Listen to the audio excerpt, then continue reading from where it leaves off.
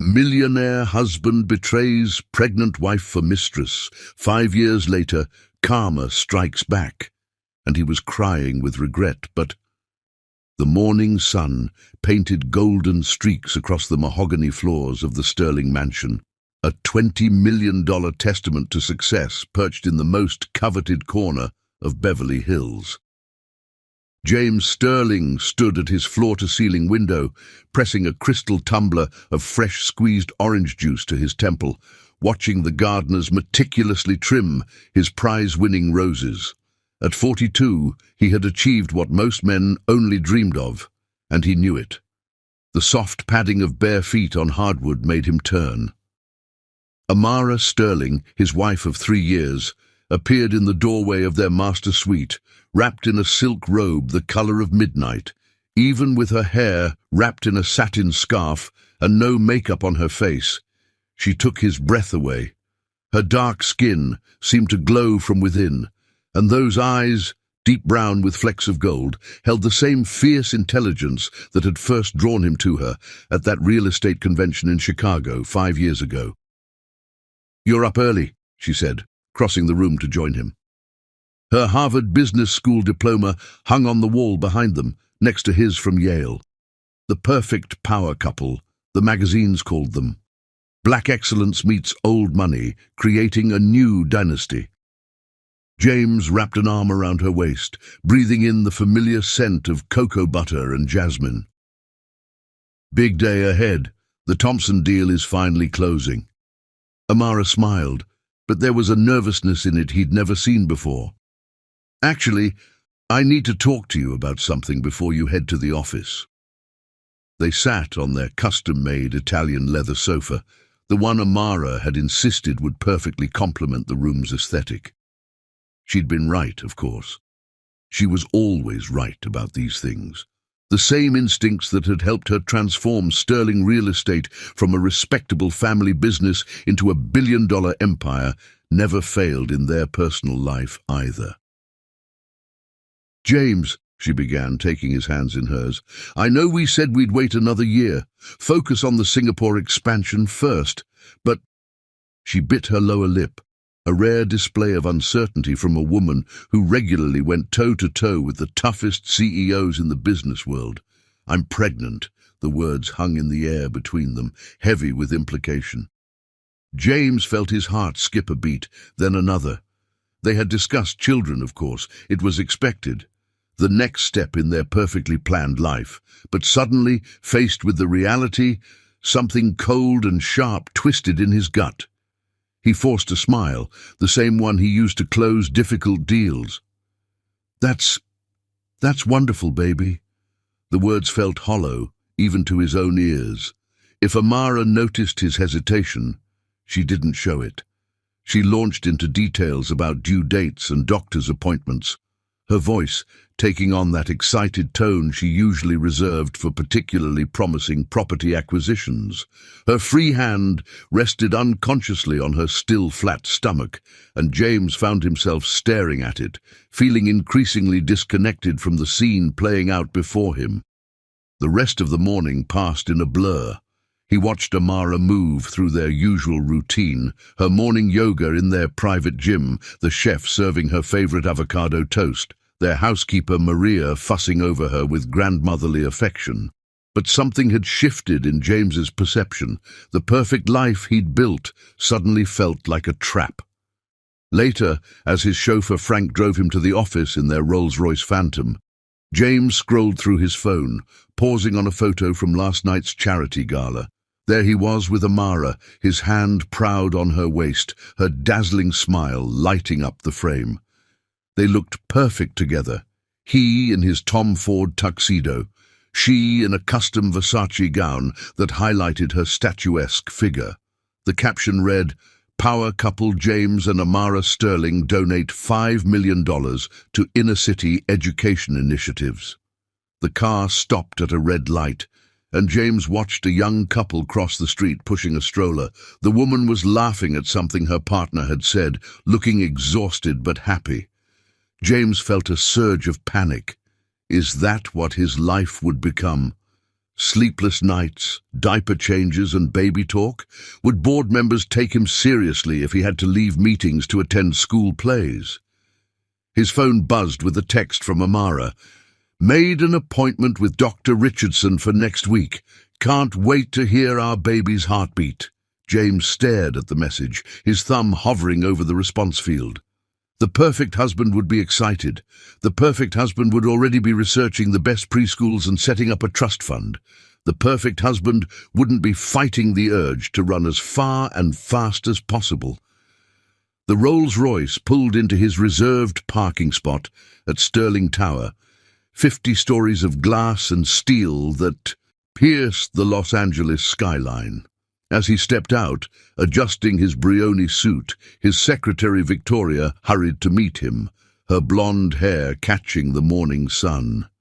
She handed him his schedule for the day, their fingers brushing slightly longer than necessary. "Congratulations are in order, Mr. Sterling," Victoria said, her voice carrying a note he couldn't quite read.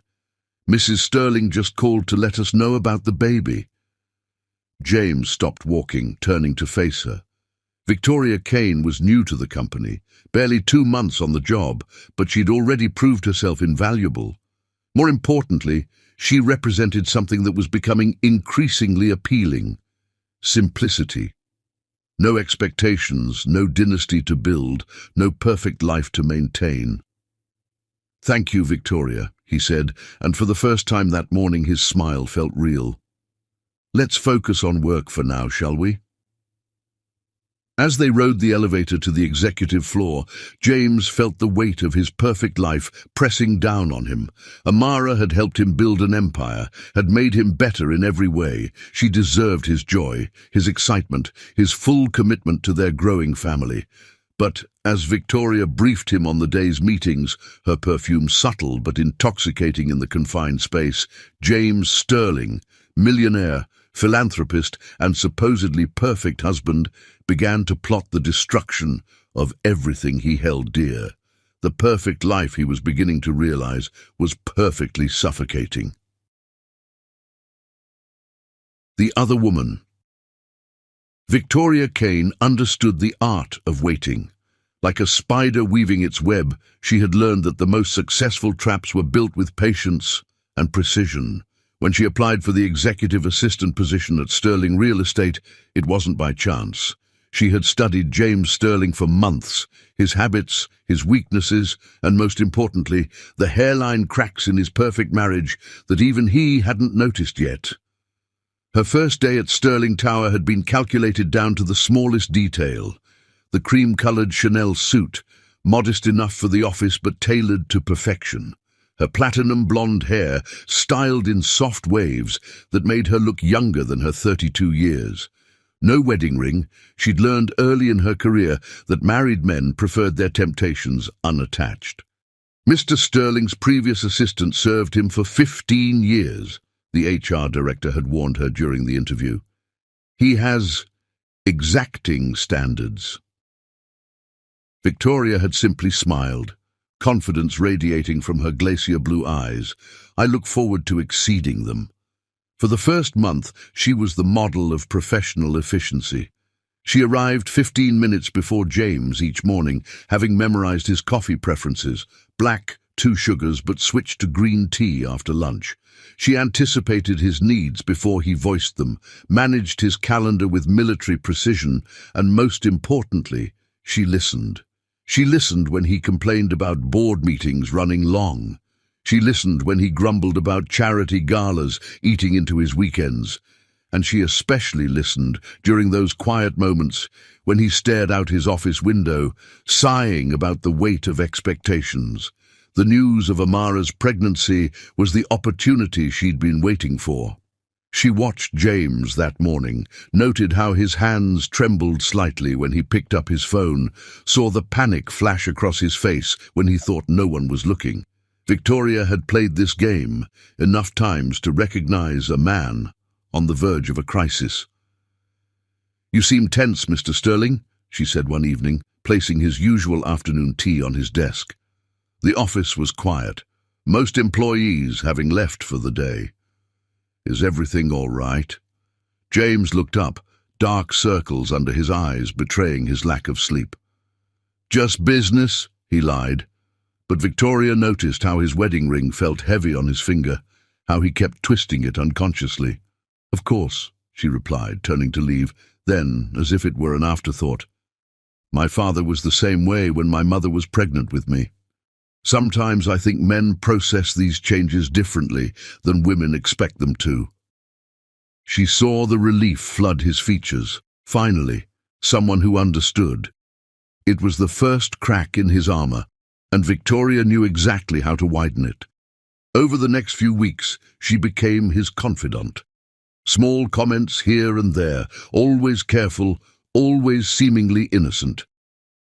"Mrs. Sterling called about the doctor's appointment again," she would say, her tone carrying just a hint of sympathy for his obvious reluctance. She started staying late when he did, ordering dinner when meetings ran long. She laughed at his jokes, asked his opinion on matters that made him feel important, and most crucially, she never pressured him about anything.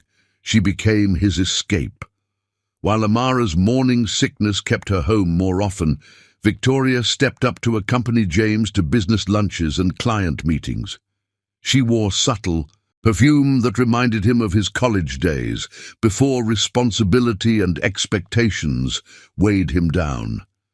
She dropped casual mentions of her past relationships, all with powerful men, all ended because she valued her independence too much. "I could never trap a man like that," she said one night, after 3 fingers of scotch had loosened James's tongue, and he'd confessed his fears about fatherhood. "Children should be wanted by both parents, don't you think?" The words hung in the air between them, dangerous and intoxicating. James stared at her then, really stared, as if seeing her for the first time. Victoria held his gaze, letting him see what she wanted him to see. Freedom, excitement, no expectations. The first touch was accidental, their hands brushing as she handed him a file. The first real kiss happened during a late-night strategy session, both of them poring over contracts, the city lights twinkling below. Victoria pulled away first, playing the part of the conflicted other woman perfectly. "This is wrong," she whispered, her lips still close to his. "You're married, going to be a father." But they both knew it was too late. The trap had sprung. As James's home life became increasingly focused on baby preparations and future plans, Victoria represented everything that his marriage wasn't. Spontaneous, uncomplicated, thrilling. She never mentioned Amara's name, but she made sure James felt the contrast every day. Where Amara was now focused on organic prenatal vitamins and baby-proofing plans, Victoria took James to underground jazz clubs and reminded him of the man he used to be. She watched with calculated satisfaction as he began taking longer lunches, making excuses to stay at the office late. She saved their text messages, kept receipts from their business dinners, documented every indiscretion with the precision of someone who knew such evidence might prove useful one day. The pregnancy seemed to accelerate her timeline. At 7 months, Amara was radiant, her success as a businesswoman now amplified by the glow of impending motherhood. The office buzzed with excitement about the baby, about the perfect power couple's perfect next chapter. Victoria chose this moment to strike. "Maybe we should end this," she said one evening, tears glistening in her eyes. "I can't bear to be your secret anymore. I'll hand in my resignation tomorrow." The panic in James's eyes told her she had won. Within 24 hours, he was planning how to leave his wife, convinced that it was his own idea. Victoria listened patiently as he rationalized his choices, nodding sympathetically as he convinced himself that leaving Amara was an act of kindness. Better to end it now than live a lie. The night before the company gala, Victoria laid out her final piece. "If you're really sure about us," she whispered, "prove it. No more hiding." She watched from the sidelines at the gala, wearing a red dress that cost 3 months' salary, as James Sterling destroyed his marriage in front of Los Angeles' elite. As Amara fled the ballroom, Her pregnant figure dignified even in heartbreak, Victoria allowed herself a small smile. The spider had finished her web, and her prey had willingly flew right into it. Little did James know that Victoria had already begun browsing his private banking information, cataloguing his assets, and planning the next phase of her conquest. After all, becoming the other woman was just the beginning of her plan. The real prize would be becoming the next Mrs. Sterling and taking everything that had once belonged to Amara. The public humiliation. The Sterling Real Estate Annual Gala had always been the crown jewel of Los Angeles's corporate social calendar. This year, the grand ballroom at the Biltmore Hotel dripped with white orchids and crystalline chandeliers, each table adorned with hand-calligraphed place cards and vintage champagne worth more than most people's monthly salary. 700 of the city's most influential figures filled the room, their combined net worth rivaling the GDP of a small country. Amara Sterling stood before the full-length mirror in the hotel's VIP powder room, adjusting the drape of her custom-made Valentino gown. The midnight blue silk chiffon floated elegantly over her 7-month baby bump, while strategic beading drew attention to her still elegant neck and shoulders. She had spent an extra hour with her makeup artist, determined to achieve that perfect balance, professional enough for a business event, glamorous enough for a gala, and glowing enough to match everyone's expectations of an expectant mother. "You look absolutely radiant," said Margaret Chen, her closest friend and head of Sterling's Asian operations. But Amara caught the worried glance Margaret threw at her reflection. "James has been distant," Amara admitted, voicing what they both knew. "But tonight's important for the company. The Morrison contract alone could—" "Forget the Morrison contract," Margaret interrupted. "Have you talked to him about—" A discreet knock at the door cut her off. "Mrs. Sterling? Mr. Sterling is asking for you. The speeches are about to begin." Amara squared her shoulders, years of boarding school and Harvard Business School having taught her that appearance was armor. "Time to be brilliant," she said with a smile that didn't quite reach her eyes. The ballroom hummed with the particular energy of old money mixing with new ambitions. Amara moved through the crowd with practiced grace, accepting congratulations on both the company's record-breaking year and her pregnancy. She was, as Forbes had recently declared her, the face of modern corporate America, brilliant, beautiful, and seemingly capable of having it all. She spotted James at the main table, his tuxedo impeccably tailored, his posture radiating the confidence of a man at the height of his power. But something was off. The scotch in his hand was at least his third of the evening, and his smile had that brittle quality she'd started noticing lately. Victoria Kane stood nearby, wearing a red dress that pushed the boundaries of professional propriety. Amara noticed how the younger woman's eyes followed James's every movement. But she pushed the observation aside. She had more important things to focus on tonight. "Ladies and gentlemen," the MC announced, "please welcome to the stage the man of the hour, Mr. James Sterling." The applause was thunderous. James rose, straightening his bow tie. As he passed Amara, she reached for his hand, a gesture they'd shared at every gala for the past 3 years. He walked past without seeming to notice. Thank you," James began, his voice carrying that slight echo that expensive sound systems produce. "Sterling Real Estate has had an extraordinary year." Amara listened with growing unease as James departed from their carefully prepared speech. His words were slightly slurred, his usual polish showing dangerous cracks. "Success," he continued, swaying slightly. "Success comes at a price, doesn't it? We all pretend. We all wear masks. Tonight, I'm taking mine off." The room fell silent. Even the waiters stopped moving, sensing the shift in atmosphere. "My wife," James gestured toward Amara, making every eye in the room turn to her. My brilliant, perfect wife. She's given me everything a man could want, including apparently a child. Amara felt her blood run cold. Margaret's hand found hers under the table, squeezing tight. But perfection, James laughed, a hollow sound. Perfection is exhausting. And sometimes a man needs more than perfection. Sometimes he needs truth. Victoria Kane stepped forward, her red dress a slash of color against the white orchids. James's face transformed as he looked at her, showing more emotion than he'd displayed in months. The truth is, his voice dropped, intimate despite the microphone. I've found something real, something that isn't built on expectations and obligations. Victoria Dot. The gasps were audible. Phones appeared in hands throughout the ballroom, social media vultures ready to feed on the unfolding drama. And the baby? James continued, his words now aimed directly at Amara like poisoned darts. Well, timing is a funny thing, isn't it? All those late nights at the office, all those business trips.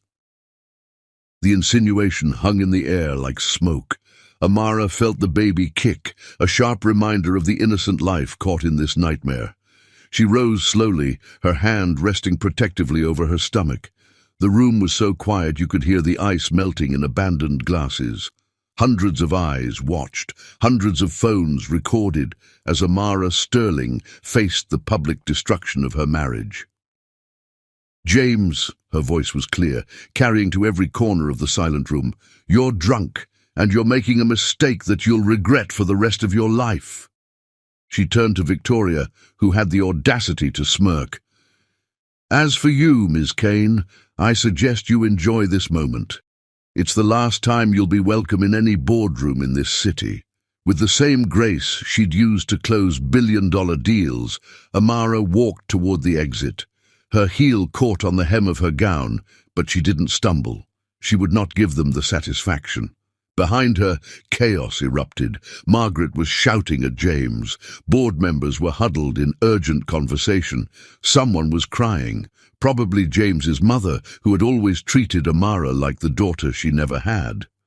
The valet brought her car in record time, likely having watched the scene unfold on social media in real time. As her driver held the door, Amara finally allowed her hands to shake. Her phone buzzed continuously. CNN, Bloomberg, every business journal in the country wanting a statement. Already she could see the headlines. Sterling empire crumbles, corporate power couples public split. Pregnant executive humiliated. At company gala, Sterling's other woman, who is Victoria Kane, but they didn't matter. What mattered was the life growing inside her, the empire she'd helped build, and the dignity she refused to lose. Tomorrow she would call her lawyers. Tomorrow she would protect what was hers. Tomorrow she would begin again. Tonight, though, as her car glided through the Los Angeles streets, Amara Sterling allowed herself one moment of pure, private grief for the life she'd thought she had and the man she'd thought she knew. Her phone buzzed one final time, a message from Margaret. He just fired anyone who walked out after you. Half the board is gone. He's lost his mind. Amara turned off her phone. In the quiet darkness of the car, her baby kicked again, stronger this time. She placed both hands on her stomach and whispered, "It's just you and me now, little one. And we're going to be extraordinary." Rock bottom. The morning after the gala, James Sterling woke up with a crushing hangover and Victoria Kane in his bed at the Peninsula Hotel. His phone showed 78 missed calls, 143 text messages, and countless email notifications. The Wall Street Journal's headline glared at him. Sterling real estate in freefall, stock drops 30% after CEO's public meltdown. "Make them all go away," he groaned, pulling a pillow over his face. Victoria stretched beside him, cat-like and satisfied. "That's the thing about scandals, darling," she purred, scrolling through her own phone. "They don't go away. They evolve. By noon, the damage assessment began rolling in. Half his board of directors had resigned, including Thomas Chen, his oldest friend and Margaret's husband. Their resignation letters, leaked to the press, cited moral and ethical concerns about leadership. 3 major pension funds had already divested their holdings, and the Morrison contract, worth $500 million, was officially dead. "Let them leave," James declared, pouring himself a breakfast scotch in the hotel suite. "We'll build something new, something that's truly mine." Victoria watched him with calculating eyes as she slipped into a hotel robe that cost more than most people's rent. "Of course we will, darling. But first, we need to deal with your previous obligations." Those obligations became clear when James's personal attorney, Richard Goldman, arrived looking like he hadn't slept. "She's filing for divorce," Richard announced without preamble. "And James, it's not good." The prenuptial agreement, which James had once bragged about to his golf buddies, had a morality clause. Public infidelity meant it was void. Amara's lawyers were going for blood, half of everything, plus punitive damages for emotional distress and damage to her professional reputation. "She can't do this to me," James sputtered. "I built this company." Richard's laugh was hollow. "You built it?" "James, every major client contract for the past 3 years has Amara's fingerprints all over it. The Asian expansion, her relationships, the Sustainable Development Initiative that tripled our West Coast presence. Her idea. Hell, even the banks prefer dealing with her." "Then we'll fight it," Victoria interjected smoothly, her hand possessive on James's shoulder. "Everyone loves a good courtroom drama." Richard looked at her with undisguised contempt. "A courtroom drama where a wealthy man abandons his pregnant wife for his secretary. In this political climate, we'll be crucified." The next few days became a blur of crisis management meetings and damage control attempts. James moved Victoria into the Beverly Hills mansion, ignoring the way Maria, the housekeeper of 15 years, quit on the spot. Victoria immediately began redecorating, which meant removing every trace of Amara's presence. The press camped outside their gates, hungry for more drama. They got it when Victoria appeared wearing Amara's favorite Van Cleef and Arpels necklace, a first anniversary gift that had been featured in Vogue's Power Couples spread. "You went through her jewelry?" James asked, the scotch in his hand doing little to dull his growing unease. Victoria shrugged, admiring herself in the mirror. "She left it behind, darling, just like she left you." But it was Amara's office that truly showed James what he'd lost. He walked in a week after the gala to find it completely empty. Every file, every contract, every piece of institutional knowledge she'd accumulated over their years together, gone. Legal, yes, but devastating. The exodus continued. Clients who'd been with Sterling Real Estate for generations suddenly needed fresh perspectives. Young talents he'd personally recruited sent polite emails about pursuing other opportunities. Even his own mother refused to take his calls. Victoria's spending, meanwhile, reached spectacular levels. She hired a personal stylist, ordered a fleet of new cars, and began planning extensive renovations to every property James owned. "We need to show them we're untouchable," she explained, waving away his concerns about cash flow. "Image is everything." But image couldn't stop the bleeding. By the end of the first month, Sterling Real Estate stock had lost 60% of its value. The board, now stacked with Victoria's recommended replacements, pushed through increasingly desperate measures. They laid off long-time employees, sold off profitable divisions at fire sale prices, and took on high-interest debt to maintain liquidity. James watched it all through a haze of expensive scotch and sleeping pills. He fired anyone who mentioned Amara's name, surrounded himself with yes-men, and tried to convince himself that this was the freedom he'd wanted. The final blow came during a late-night drinking session in his home office. Scrolling through his phone, trying to avoid news about his company's latest setback, he found himself on Amara's social media.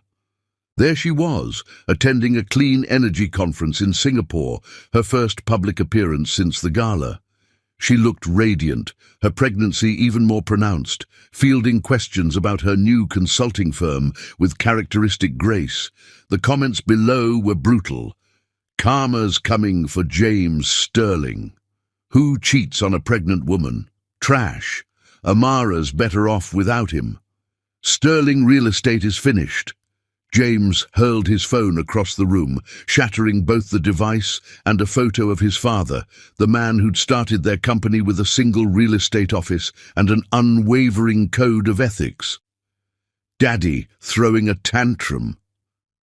Victoria stood in the doorway, wearing another of Amara's designer dresses, a glass of champagne in her perfectly manicured hands. For the first time, James saw her clearly, the calculated smile, the cold eyes, the absolute absence of genuine feeling. "What have I done?" he whispered. Victoria's laugh was like breaking glass. "You've done exactly what every powerful man does eventually, darling. You've proven that you're just as weak as I thought you were." She sashayed away, leaving James alone with the wreckage of his life. Outside, rain began to fall on the perfectly manicured lawn that no longer felt like home. Somewhere in the city, Amara was building a new life without him.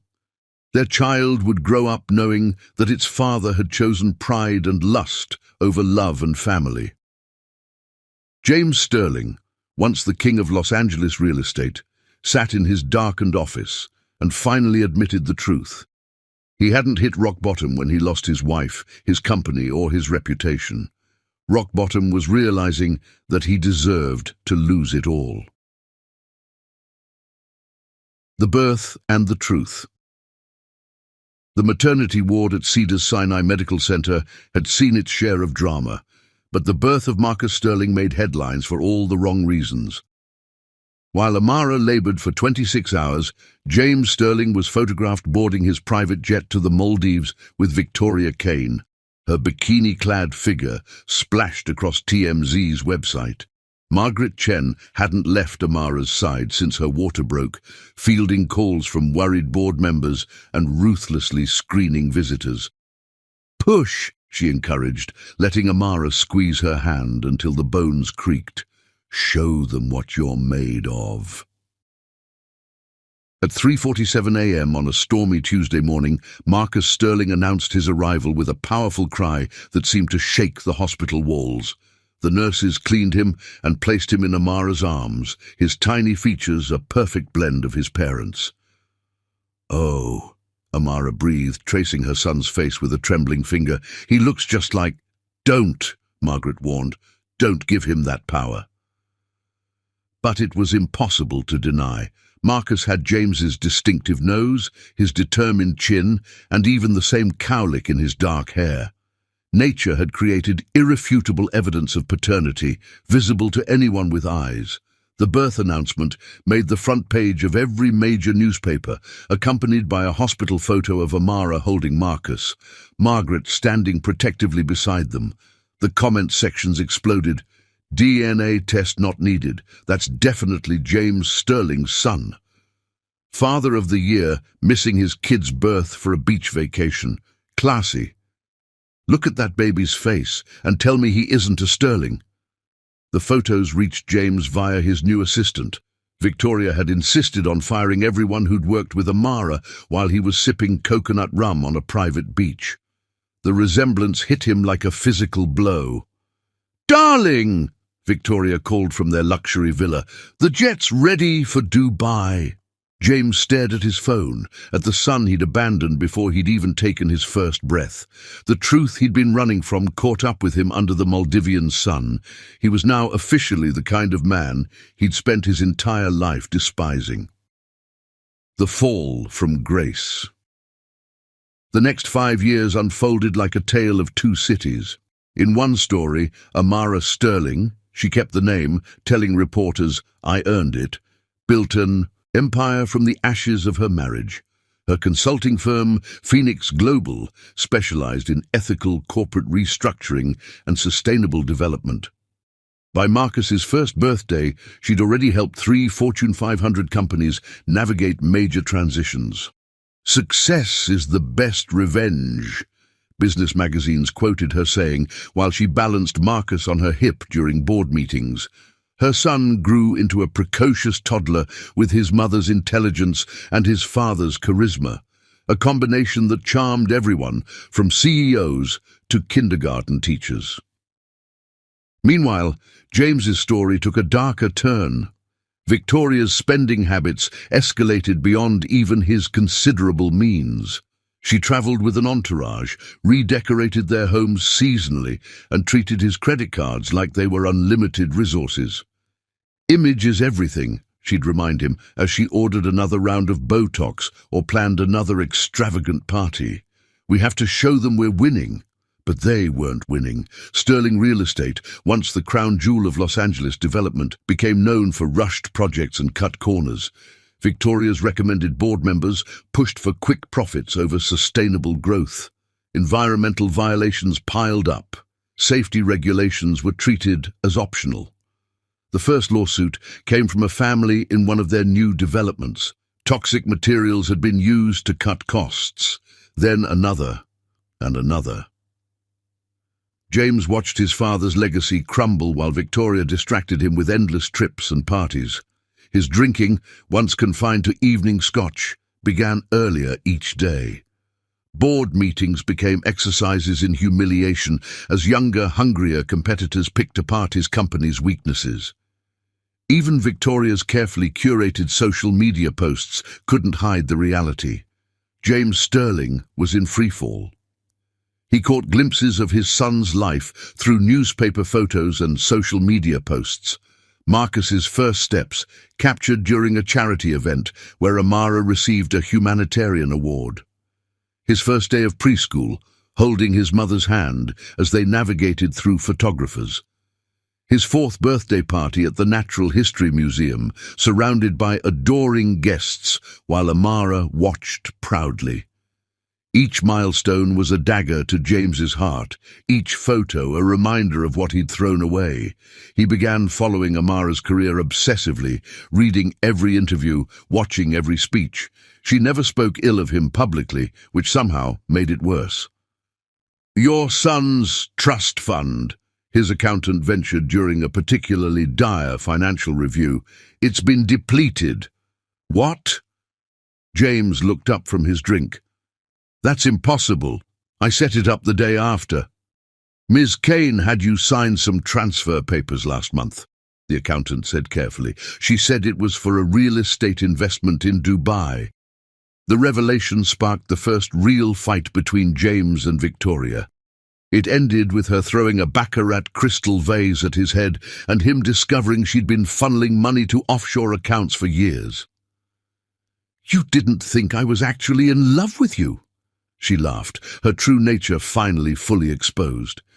"You were a Mark, James, a rich, pathetic Mark, who was so afraid of responsibility that he threw away everything good in his life. You deserve this." She left him that night, taking the artwork, the cars, and what remained of his dignity. The prenup she'd insisted they sign, it turned out, heavily favored her in case of infidelity on his part.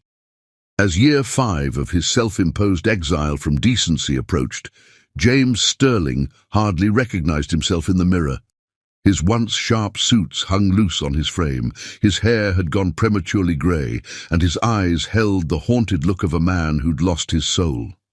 One morning, nursing another hangover, he opened the Wall Street Journal to find Amara on the cover. The headline read, "Phoenix Rising, How Amara Sterling Revolutionized Corporate Restructuring."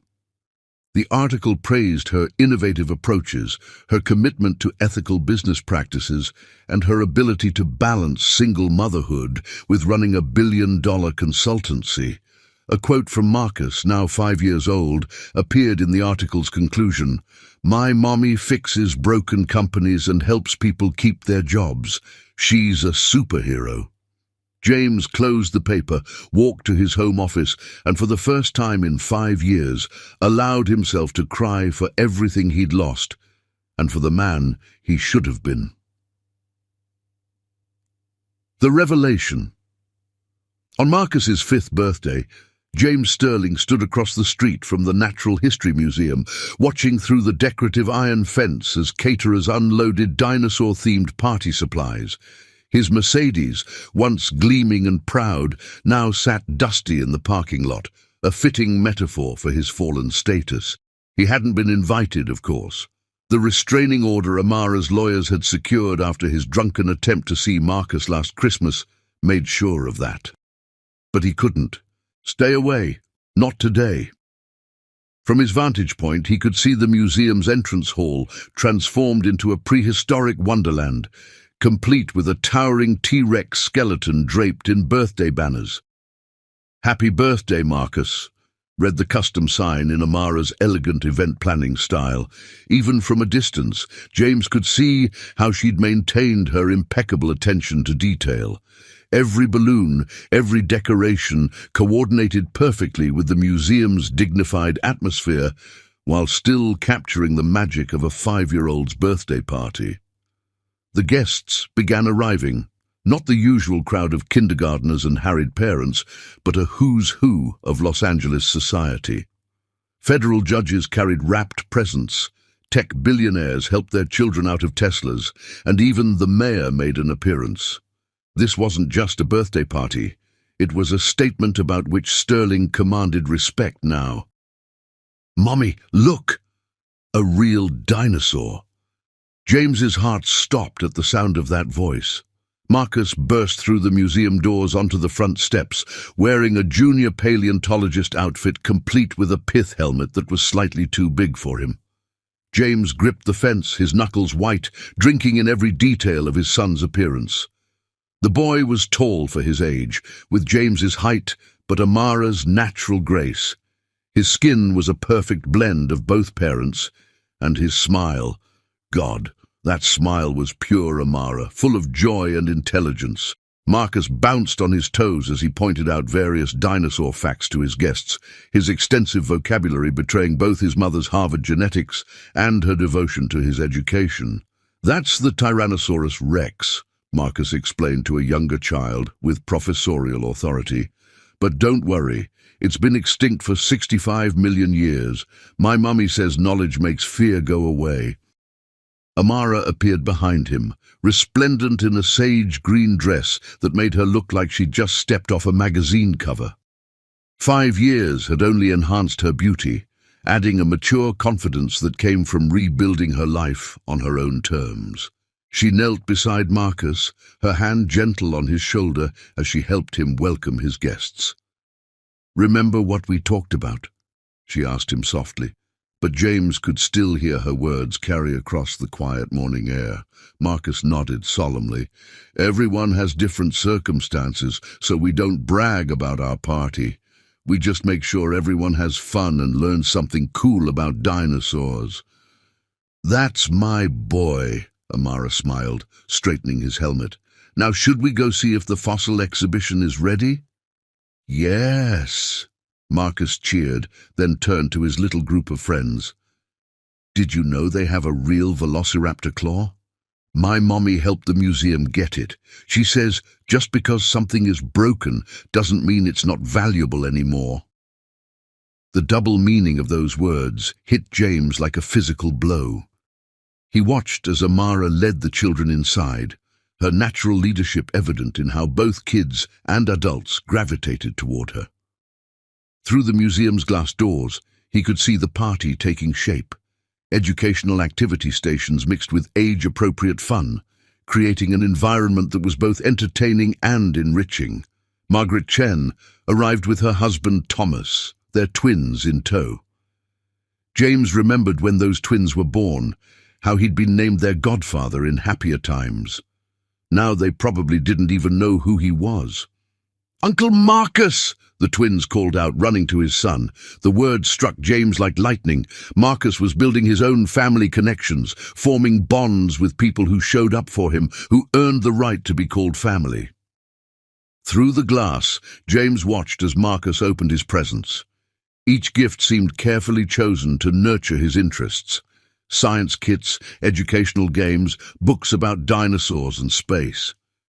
The boy's face lit up with genuine appreciation for each one, always remembering to thank the giver with the impeccable manners Amara had instilled. "Would you like a picture, sir?" A security guard had approached, noticing James's prolonged presence. "I'm going to have to ask you to move along." James stepped back, his expensive shoes scuffing against the sidewalk. In that moment, watching his son celebrate without him, the full weight of his choices crashed down upon him.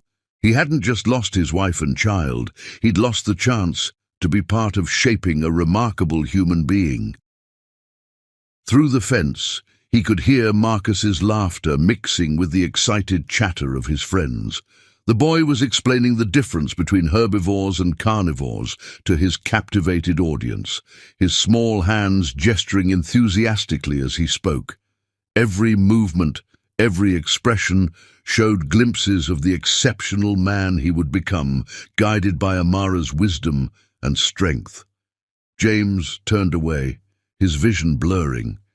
He'd spent 5 years blaming others, Amara for being too perfect, Victoria for her manipulation, the board for their desertion, but standing here watching the joy he could have been part of, the truth finally broke through his walls of denial. He'd had everything.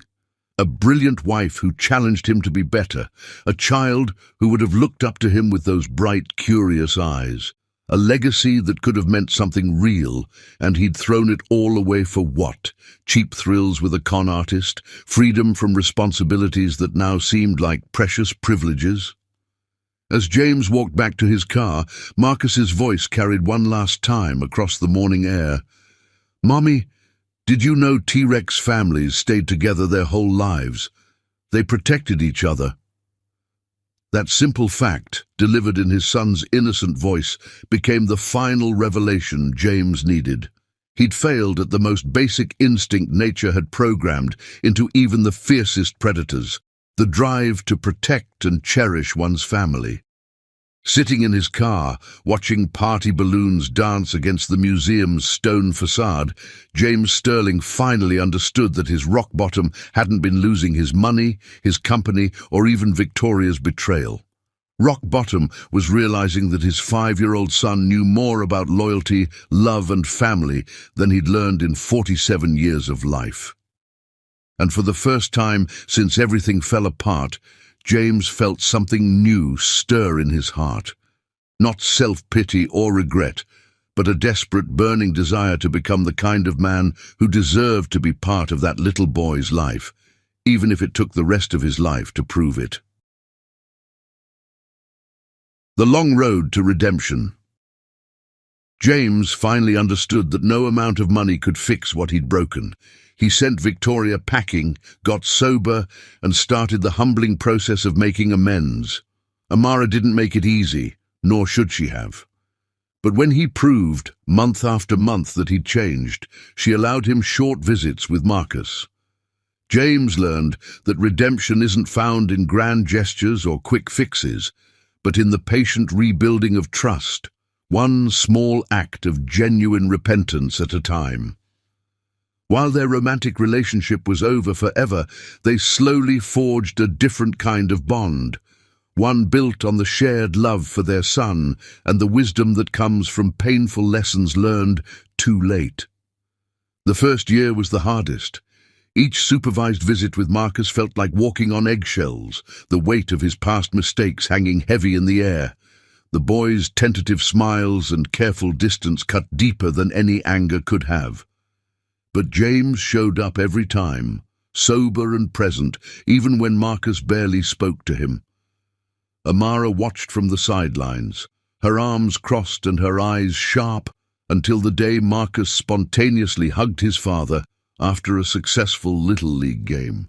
She saw James's hands tremble as he returned the embrace, saw the tears he quickly blinked away. That evening, she agreed to let James start taking Marcus to his baseball practices. As the seasons changed, so did their dynamic. James found his footing as a father, learning to navigate parent-teacher conferences and doctor's appointments alongside Amara without the old tension threatening to explode. He discovered that being a good co-parent meant swallowing his pride, admitting when he was wrong, and putting Marcus's needs before his own desire to be right. When Marcus turned 13, he asked about the past, the real story, not the sanitized version. Over dinner at their favorite diner, James laid his failures bare, answering his son's questions with unflinching honesty. The bottle became more important than anything else, he admitted, watching Marcus push French fries around his plate. I hurt people I loved because I couldn't face who I'd become. Getting sober wasn't just about stopping drinking, it was about becoming someone worth trusting again. Marcus nodded slowly, processing. Mom says you're not the same person anymore. Your mother, James replied carefully, is one of the strongest people I know. She protected you when I couldn't protect myself. I'll spend the rest of my life being grateful for that. As Marcus entered his teenage years, James became something he never expected, a steady presence, a voice of hard-won wisdom. When Marcus faced his own struggles with peer pressure and identity, James's past transformed from a source of shame into a powerful teaching tool. Rock bottom has a basement, he'd tell his son, but it also has a ladder out. Amara remarried when Marcus was 15 to a kind man named David who coached youth soccer and made her laugh like she hadn't in years. At Marcus's high school graduation, James sat with them in the audience, genuinely happy for the family they'd become. He'd learned that love takes many forms, and that sometimes the bravest thing you can do is step aside to make room for something better to grow. Years later, when Marcus had children of his own, they called James Grandpa and Amara Grandma without any awkwardness or explanation needed. The past hadn't been erased. It had been transformed like coal under pressure into something unexpectedly precious. A family bound not by traditional structures, but by the harder, more durable ties of forgiveness, understanding, and grace. James never did remarry. Instead, he found purpose in running a recovery program at the local community center, sharing his story with others, wrestling their own demons. Sometimes, on quiet evenings, he'd look at old photos and feel not regret, but gratitude. He hadn't lost everything after all. He'd just had to learn, painfully and patiently, that love was less about possession and more about presence, less about perfection and more about persistence. And in the end, that was redemption enough.